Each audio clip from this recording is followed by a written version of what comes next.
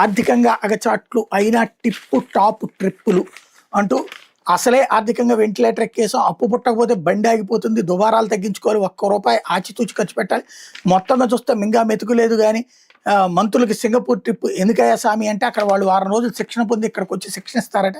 అంటే trainers to trainers ఏమయ్యా దీనివల్ల రాష్ట్రానికి ఉపయోగం, ఏమయ్యా దీనివల్ల రాష్ట్రానికి ఉపయోగం అంటే పెద్ద ప్రశ్నార్థకమైన సమాధానం.